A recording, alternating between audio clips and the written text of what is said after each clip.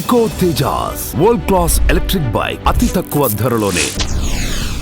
చిరంజీవి గారితో ఎలా ఉండేది ఒక ఎక్స్పీరియన్స్? ఆ చిరంజీవి గారితో నేను పెద్దగా చేయలేదండి. ఒకటి తీశారు కదా ఇంటి గుట్టు, అది ఫస్ట్ మోహన్ బాబుతో మొదలుపెట్టి అతను కొంచెం ఏదో మిస్బిహేవ్ చేస్తే క్యాన్సిల్ చేసాం.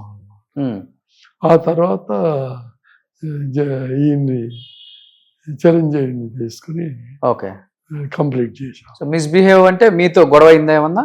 గొడవ అంటే షూటింగ్కి వచ్చాడు, వెయిట్ చేయమన్నాము. ఎందుకంటే సత్యనారాయణతో లోపల సీన్ చేస్తున్నాము, అతనికి ఫీవరిష్గా ఉంది, అందుకని అతని సీన్ మొత్తం కంప్లీట్ చేసిన ఇతనితో మొదలు పెట్టాలని చెప్పాము. చెప్పినా కూడా వెయిట్ చేసి ఆయన వెళ్ళిపోతున్నాను అన్నాడు. అంటే ఓకే అని చెప్పేసాం.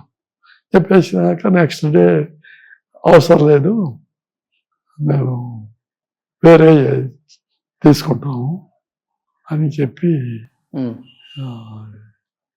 చిరంజీవిని మిగతా ఆర్టిస్టులు కూడా కన్విన్స్ చేసి చిరంజీవిని తీసుకొచ్చారు. చిరంజీవి బాగా చేశాం.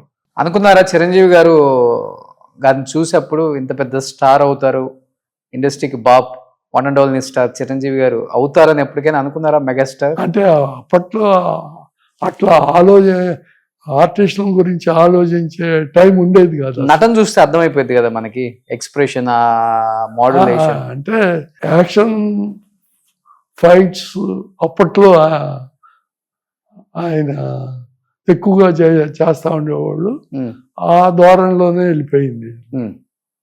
సో యాక్షన్ ఫైట్స్ బాగా చేసేవాళ్ళు అప్పుడు. డాన్స్ డాన్స్ కూడా బాగానే ఉండేది. ఆయనలో మీకు బాగా నచ్చిన క్వాలిటీ అంటే ఏమని చెప్తారు చిరంజీవి గారిలో? ఇంటీరియర్ నాకు తెలియదు. అవునా? సో ఎందుకంటే ఆయనను విజయశాంతి గారు మీ ఫ్లాట్స్ కొన్నారు అని చెప్పి విన్నా నేను. అవును. సో అందుకనే ఆ బాండింగ్ ఇంకా ఎక్కువ ఉంటేనే అంతవరకు వస్తాం కదా మనం అని. కొన్నా మన ఆడిటర్స్ హ్యాండిల్ చేసాం. ఓకే, అమ్మటం అదంతా. అంటే మీరు బిల్డరా అప్పుల్లో? నేను రాఘవరావు ఇద్దరం కలిసి సినిమాలు అయిపోయినాక మనకి రెగ్యులర్గా ఒక ఇన్కమ్, క్యాష్ ఇన్కమ్ ఉండాలి కదా అని ఆడిటర్స్ని పిలిచి కాంటాక్ట్ డిస్కస్ చేసాం అన్నమాట.